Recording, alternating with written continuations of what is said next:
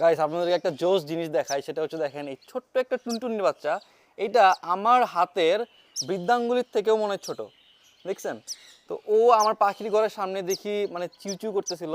তো আমরা ভাবলাম এখানে পাখির বাচ্চা কোত্থেকে আসলো, পরে দেখি একটা টুনটুনির বাচ্চা। ওরে ওর মা বাবা দুজনে নিয়ে ঘুরতেছে, ওরে ফ্লাই করা শেখাচ্ছে। তো টুনটুনি বাচ্চাদের বয়স যখন এরকম, বা ছোট্ট পাখির বয়স যখন এতটুকু হয়ে যায়, তখন কিন্তু ওরা বাসার থেকে বের হয়ে পড়ে। পরে মা বাবা ওদেরকে একটু একটু করে মানে ওরাল পাড়া শিখায় আর একটু একটু করে খাওয়ায় দেয়, যেটা আমি নিজে এখানে দেখতেছিলাম। প্রথমে ভাবতেছিলাম যে আমি বাসার থেকে পড়ছে কিনা, পরে দেখলাম যে না, ও একদম একটু একটু করে ফ্লাই করতে পারে, একটা ডাল থেকে আরেকটা ডালে যাচ্ছে। তো ব্যাপারটা আমার কাছে অনেক ইন্টারেস্টিং লাগলো, ভাবলাম আপনাদের সাথে শেয়ার করি। আর এই যে দেখেন, আমি এই যে মা কিন্তু এই যে আমার উপরেই আছে, দেখেন ওই যে ওখানে চিউ করতেছে।